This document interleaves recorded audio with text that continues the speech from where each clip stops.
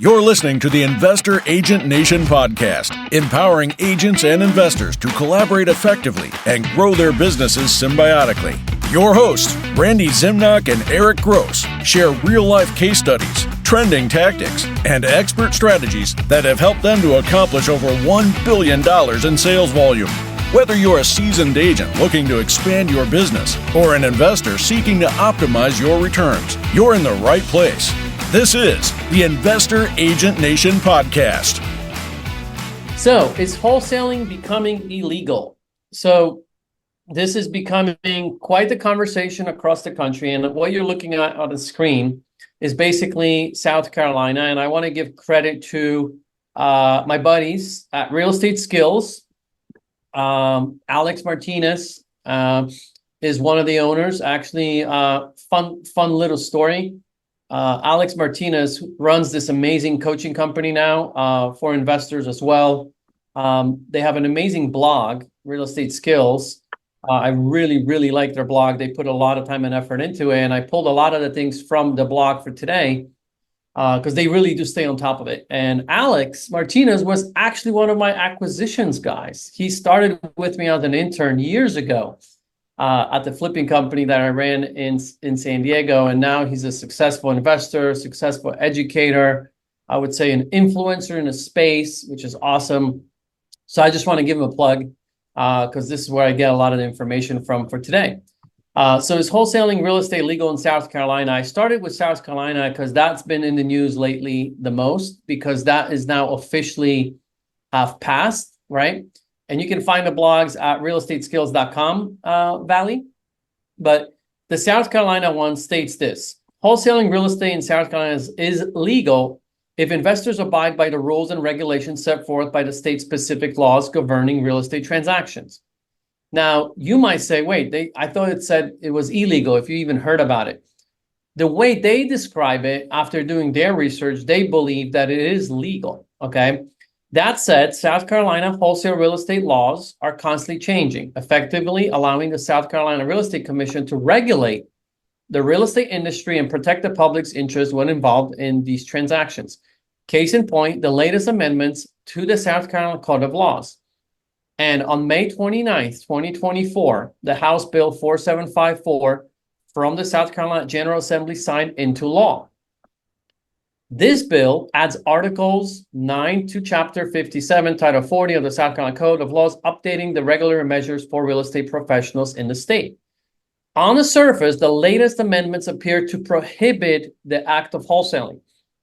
Per the amendment, particularly Section 40 through 57 and dash 3350 in the South Carolina Code of Laws, it is explicitly stated that a real estate brokerage firm and its sub-agents are prohibited from engaging in representing others in or assisting others in the practice of wholesaling. And it's interesting, Tamara actually, she had an agent that was looking to join us, and this was actually unfolding, and her and I were communicating on this. So this is actually probably a good thing for you to listen to, Tamara, because there might be ways around it, right? And it's to be seen as it unfolds. As we continue, as a result, real estate investors across the state began to question whether or not they were still allowed to wholesale properties. To be clear, the answer is yes. It's still legal to wholesale real estate in South Carolina. Wholesale real estate South Carolina homeowners want to part ways with, despite House Bill 4754 being signed into law. It is worth noting, however, that the method of acting as an intermediary between sellers and buyers has officially changed because of how the South Carolina Code of Laws defines wholesaling. A key provision included in H 4754 alters the definition of the term wholesaling. Here's what it says. Wholesaling means having a contractual interest in purchasing residential real estate from a property owner, then marketing the property for sale to a different buyer prior to taking legal ownership of the property. Advertising or marketing real estate owned by another individual or entity with the expectation of compensation falls under the definition of broker and requires a real estate license.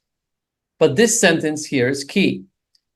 Wholesaling does not refer to the assigning or offering to assign a contractual right to purchase residential real estate.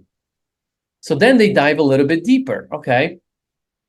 There are a couple of important distinctions to make here. And I'm doing this, and I'm going a little bit more detailed in South Carolina because I want to set the precedence of how we should look at this in other states as these laws change. Okay. And we have a really good case that's taking place and unfolding in front of us in South Carolina. So that's why I'm going a little bit deeper on this one.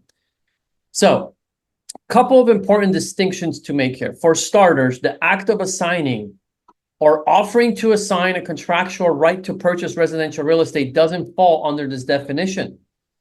Therefore, it's not the act of assignment that's against the law. It's the act of marketing the contract or property. Additionally, the new bill only prohibits wholesaling residential real estate, which is defined by the South Carolina Code of Laws as real estate which is used primarily for personal, family, or household purposes and is improved by one to four dwelling units. That means the traditional assignment of contract method is still a viable course of action for South Carolina wholesalers dealing in anything but residential property, like vacant land, which is what I also do, or commercial properties with more than 4 units. So how can I legally wholesale real estate in South Carolina, right? One way of they're proposing it, how investors are trying to already do that are not licensed, is instead of attempting to assign contracts, you can establish a legal partnership with buyers who are actively seeking properties before you start looking for homes to present to them. This partnership isn't just a casual agreement. It's a formal contract where you, as the real estate investor, are specifically hired to find homes for the buyer to purchase. Think of it as offering a specialized service rather than selling the right to buy a property. This proactive approach ensures that you have a clear, legally binding relationship with your buyers in place before a subject property is located, making the entire process more efficient, compliant with the wholesale guidelines of South Carolina. So in retrospect, it's a longer way of explaining reverse wholesaling, where you find the buyers, you have the buyers that are interested in certain areas, you build relationships with them, become more of a partner with them, and say, hey, I find a property, I know I'm only going to you because we're partners, right? Now, I don't know the legality of what the paperwork looks like, and we're not going to get into that here. That's a conversation for an attorney in a state, right? That's the best person to acquire and present them this paragraph, right? As an example, and have them tell you what that could look like. Another recommendation is practical strategy for navigating South Carolina's new real estate laws involves using a bond for title or installment contract. For the record, I don't know anything about installment contracts, so I'm not going to speak about it. However, they are mentioning it as a viable option to explore if you're in South Carolina. This method allows you to gain equitable interest in a property with minimal initial investment while maintaining compliance with state regulations. Again, I would talk to an attorney in South Carolina how this can be done to stay compliant.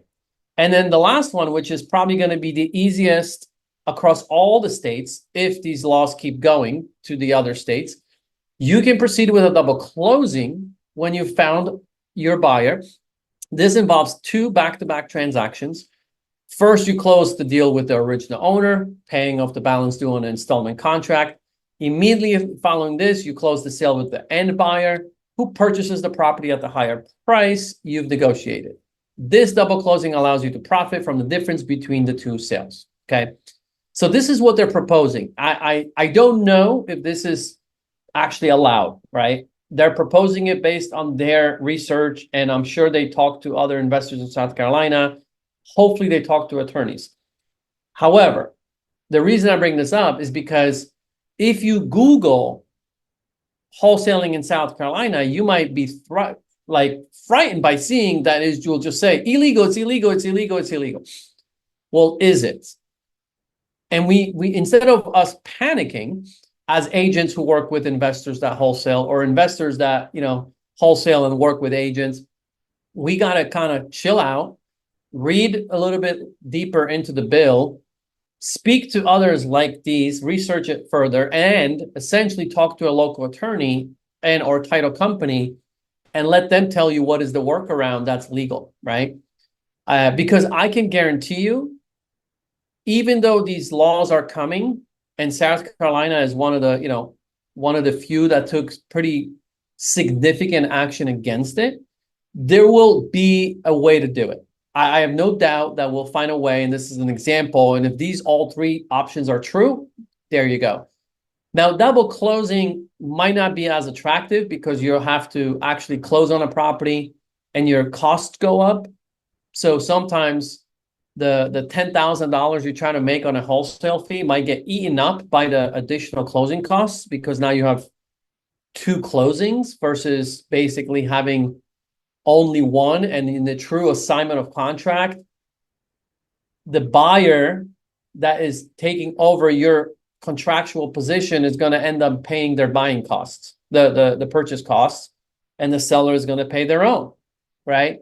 But when you're doing a double closing, now you are a buyer from A to B, so you have buying closing costs, and then you're also a seller to the C buyer, and now you have seller closing costs. So you're kind of adding those two additional costs in the middle, and that could technically wipe out your wholesale fee, and it might not make sense, right?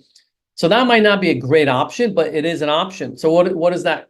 If that would be the only option in your state that you could do, which I doubt that would be the case, but if it is, and if you really, really want to stay above the line and not take any chances, then this is probably the easiest, safest way to do it. So then you just have to negotiate a lower price, right? And create a bigger spread, right? So instead of having a $10,000 wholesale fee spread, you negotiate maybe a $20,000 wholesale fee spread and allocate, 5, 6, 7,000, which I think is on the high side for closing costs on both sides, right?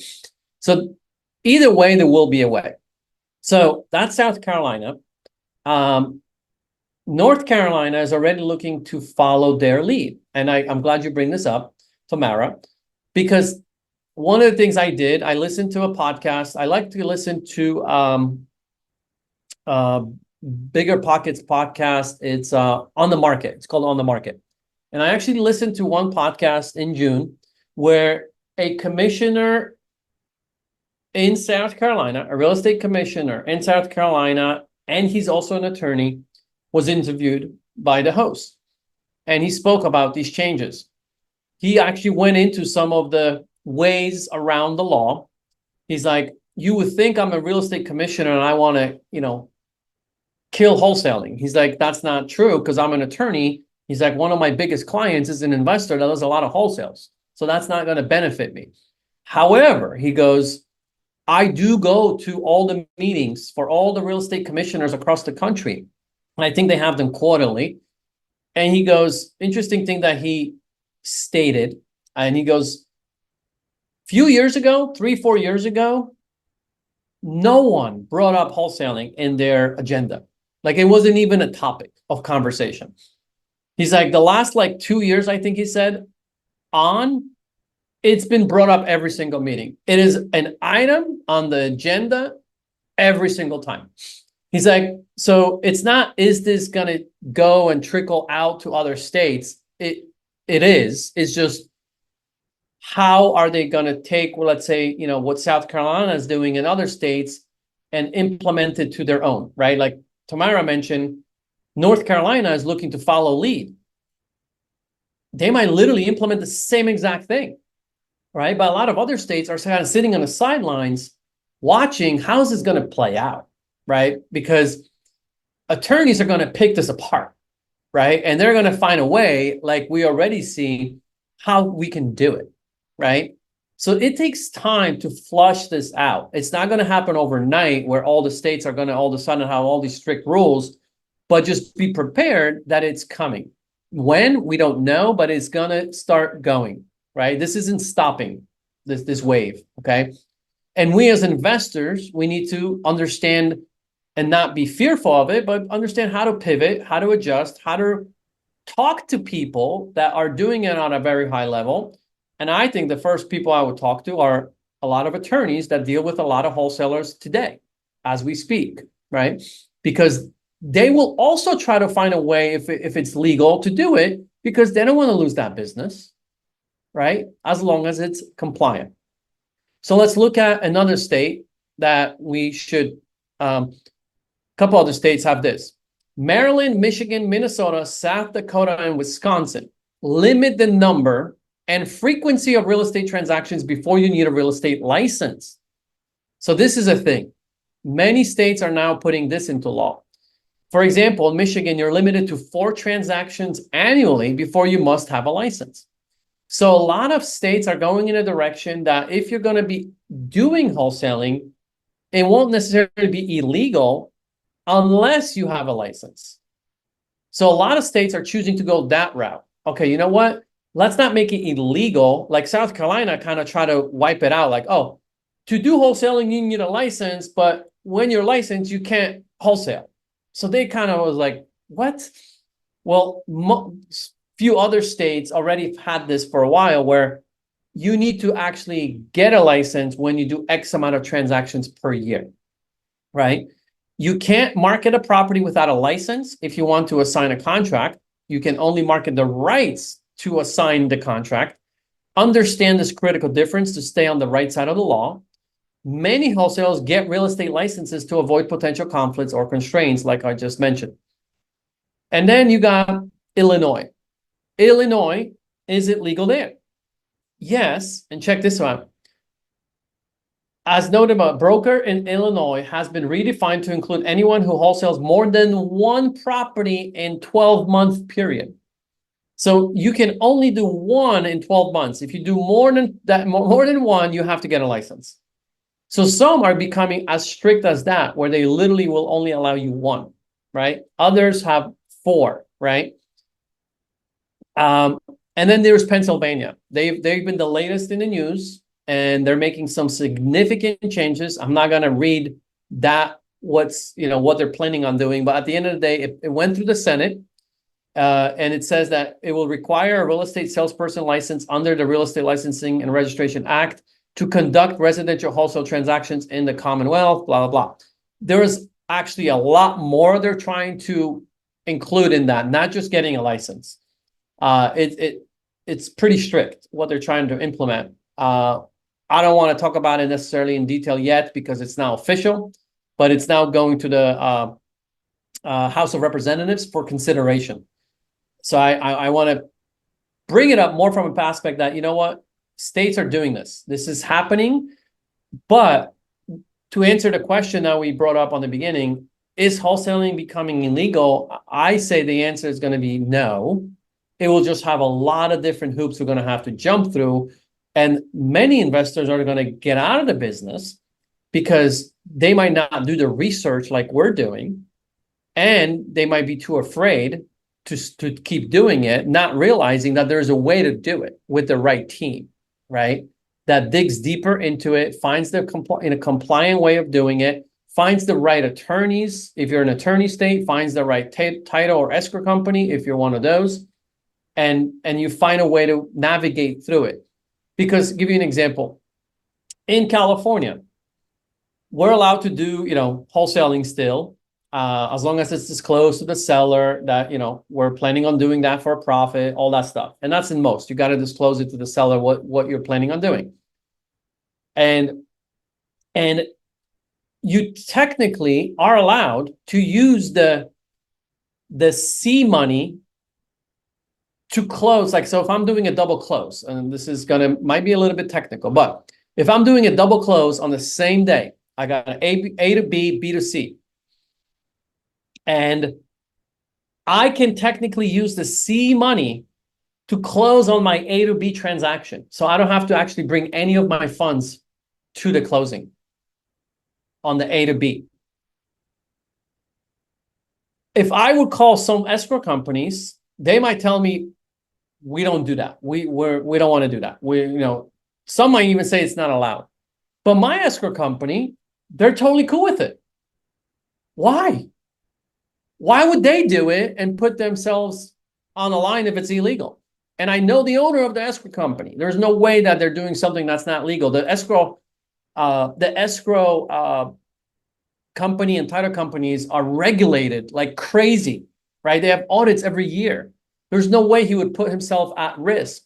But yeah, they allow it because it's legal. But then you call somebody else and they'll tell you it's illegal and they won't use the C money to close on the A to B. So don't call what I'm getting at, don't call one attorney, don't call one title company and get, and take their answer as truth. They might just not be educated, number one, or they just might not want to take the risk at all of even trying to look into it. So dig deeper, talk to more people, call more attorneys, call more title companies, and you might find out that it's actually quite easy to do, right? That's what I'm getting at. Anything for now you want to add from everything I said, Eric?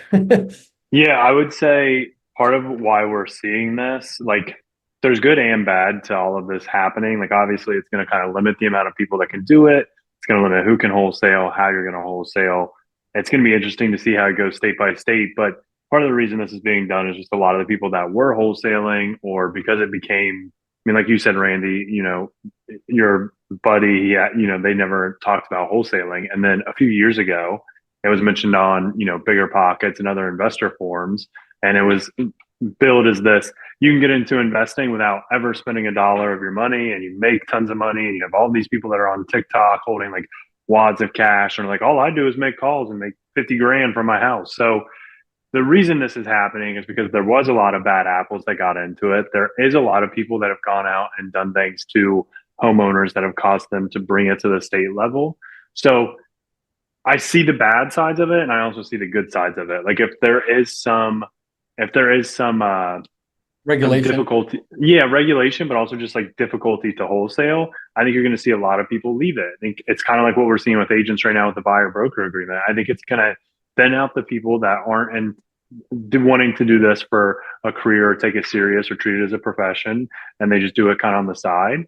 So I guess that's like the one thing I want to add. Like, I know most people are seeing this and they're freaked out. They're like, oh, nobody will be able to wholesale. Though you'll still be able to wholesale. Every state's going to be different, and that's going to be kind of unique. But there's also the positivity of the people that are wholesaling are likely going to have a license, going to be upheld by state law, going to have, E&O insurance, going to have to be held to a higher standard. So that's actually, to me, a benefit. Whoever I'm dealing with, I know is going to be held responsible for their actions if they do something that they shouldn't. I want to open it up actually, because we have people from different states. Anybody want to speak? If you know anything about your state, what's allowed and what might be coming down the pipeline, if anything different? Anyone want to chime in? Everything no? No?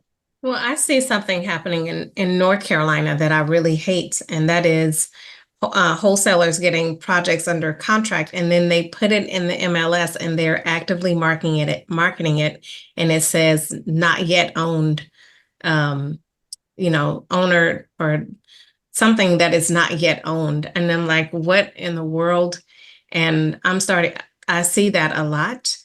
And I guess I was never taught to do wholesaling that way, like to market your wholesale in the MLS. Yeah, I would say probably most states don't allow that. So, wow. So North Carolina, I guess, allows a wholesaler to list the property on the MLS based on what you're saying, because there's no way they. Wow, that's pretty lenient, if you ask. Most don't allow it. So I can see that going away fast. That one, like in the new changes. In Florida, Jim Whitaker, I guess if you could unmute yourself, that would be great, Jim. But are you saying, you can't? Okay. So I guess he's seeing something very similar. So Eric, in Florida, is that allowed? Do you know? Like, can a wholesaler also list a property they don't own just through the interest? It's not supposed to be, but it does tend to happen. All of our contracts down here are signable. So Florida is very lenient on wholesaling, and I haven't heard anything changing anytime soon. And you would be super surprised at how many people will wholesale a deal and the agent has no clue that they're not the end buyer. like we had a deal in Port Charlotte that I had a client interested in. He sent it to me and I'm like, dude, it's listed, and it was being shopped as seller financing. So I was like, you know what? And it was marked pending. So I said, you know what? I'll call the agent and just see. And I brought it up to the agent. She's like, what are you talking about? I'm like, well, you know, this person posted in this group with these seller financing terms. Like, is that what your seller's agreeing to? And she's like, that's not public. That shouldn't be public knowledge. I'm like, it's literally blasted in every investor group on Facebook that I belong to. And she was livid. Like, she was like, he was supposed to be the end buyer. Like, this is ridiculous. And it's like, so our contracts are assignable, and you can get yourself kind of in trouble with that, which I know some states do, but as of right now, they're pretty lax on it. And how about Ohio? Do you know what is it like there?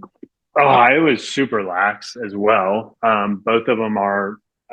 Ohio, we haven't had any problems. Kentucky, I know Kentucky, they're wanting you to be licensed here soon, and they are wanting. They're also wanting you, like, you're supposed to not be able to market a contract, no advertising a contract. So You mean it'll be you mean not market the property, or both. They don't both? want it. Like, they're trying to outright just put an end to it. Like, they're very not happy, Kentucky, which I'm surprised, because it's a little bit more lenient of a state. But Ohio, we haven't had any issues. I've heard of some chatter of possibly requiring a license, but nothing as of yet. Yeah. Another way that might become a little more common, it's a little more work and probably more costly, is, when you have basically set up different LLCs, right? That you're basically lock up a property in an LLC, and then you find the buyer that wants the property, you basically transition ownership. You're selling the LLC, not necessarily the contract, right? And then they become, the closing is still with the LLC that was on contract, so nothing was assigned, right? So you stay within the rules, let's call it. And then what really happens is the buyer becomes the new owner of that LLC at the day of closing. And you remove yourself from being the owner. And that is for a fee, right? So they're buying the company, which happens to own a property that just closed on it, right? So that I can see that happening more and more. The challenge there is you're gonna, have to have, LLC set up often, right? Which that's not that difficult nowadays. There's companies that do it very fast. So that's another way that I can see that it's going to happen. I saw houses tomorrow wrote on Investor Lift that showed pending on the market in Jacksonville, Florida. So wholesalers are getting on market properties under contract and selling a contract on Investor Lift. Okay. I suppose that's allowed by a call-in agent like Eric, who didn't know about it. Explain what Investor Lift is for. Investor Lift is a website where you can buy, I thought they were off-market properties, but they're wholesalers that are marketing their properties to end buyers. And so I found one in Jacksonville that I called about, but I always check them on Zillow and Trulia and all the sites. And I saw that it showed pending. And of course, the agent phone number was there. So I called the agent, and the agent did not know that the person who had it under contract was a wholesaler. And I was like, oops. Didn't mean to spill those beans, but yeah. So it definitely happens. Yeah. They're also doing it in Georgia too, on Investor Lift. Because I get properties from Georgia because I'm interested there. So it's going on, but I've seen more of it now in Florida, a lot more in Florida. Like just recently, in the past probably 5 months. Yeah, this was Monday for me. Yeah. If anybody's ever interested about Florida real estate, it's the Wild West. That's what I tell everybody. Having worked in Ohio and Florida, like, the stuff that we see in Florida is absurd. Like 90% of the time, I'm like, I don't even know how y'all get away with this. So you see some really sketchy stuff down here. Yeah. Got it. All right. So here is kind of how I would summarize in all of this, right? Is I would say, having a buyer's list is going to be very important, right? So I think reverse wholesaling is going to really be, something that, as an investor, if you're serious about wholesaling, is where a lot of your focus will probably be on the beginning. Having people where you basically know exactly what they want, so you're not marketing it anywhere. You're just going straight to that. Let's call them your partner, buyer partner in that specific area, right? And then depending on what is allowed or not within that state, you then just have to comply within, can you assign a contract? Do you need to create an LLC, sell the LLC? Like, what are you allowed to do or not, right? In order to fulfill the order for that rehabber, right? For that area, right? So this way, you're not blasting the property anywhere. You're not marketing in Facebook groups. It's not seen anywhere. You're making a personal phone call to your partner, right? So that would be a big thing, I believe, going forward. Market the contract, not the property, is going to be a very common thing you see in the regulations state by state, which I think it's kind of silly, to be honest. I don't understand that fully, because like, you still have to mention the property. So to me, there's a lot of gray area in that concept, right?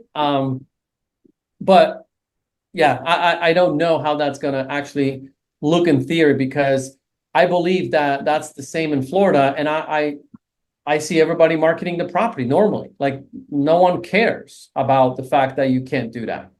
Yeah. So, Randy, do you guys have net listings in California at all? Is that like any of the listings you guys can do? no. So there's, not that anybody would use it, but there's net listings in Ohio. And what it is you agree to a listing price, and then anything above that is your commission. So if I had somebody that they would be willing to sell their property, like, just give me 300, I don't care.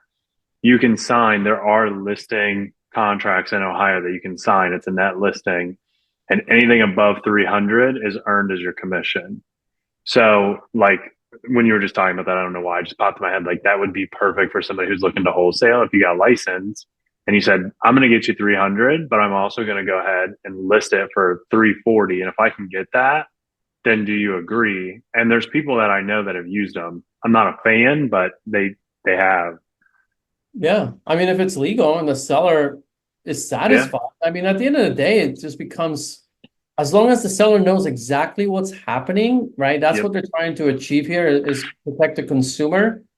And there's many consumers that will allow that for convenience. Like, there's a reason why houses get sold to investors, because it's all about convenience, right?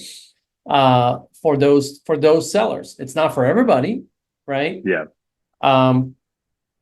So another point would be, of course, double closing, right, is the safest, like we talked about. Of course, it will cost more money. And then you need to really understand your current laws, but you have to keep an eye on it, because they're going to keep changing, right? So stay on top of that. Limit on real estate transactions per year. That's something you're going to probably see that's going to become very common. It's already, I think, in like 6 states, like we mentioned here. License, right, might be necessary. Not a big deal, because it's not that difficult to get a license, okay? Now, on this topic, I would say a lot of brokerages might be against it. So just because you have a license doesn't mean you can go and work with any brokerage, right? You need to interview them and ask them about their wholesale policies, because like at EXP, where I am and many of us are even here, they're constantly, they allow it with approval, and each state has their own guidelines, right? Mm-hmm. So, and they keep changing. And I know, because I've been on the front lines of wholesaling at EXP. We were actually one of the first groups to get approved to do it, because they wanted to test it and see how they can roll it out, right? So it's constantly changing, not only at the state levels, but it's also changing within the brokerage capacity. Some will just say, forget it, we don't want it here. And that is usually the reason, is because the E&O insurance they have doesn't cover it, okay? You might find out that some brokerages won't even allow you to sell your own home as a flipper, because their E&O doesn't cover it, right? It's all about risk management for brokerages. right? Because the more they allow of these type of activities where risk is higher to have lawsuits, their E&O policy is more expensive, right? So don't be mad at the brokerage. Instead, just interview more and see which one allows it and what are their guidelines. And I would also be weary a bit of the ones that kind of just say, well, we don't care what you do, right? You just don't tell us.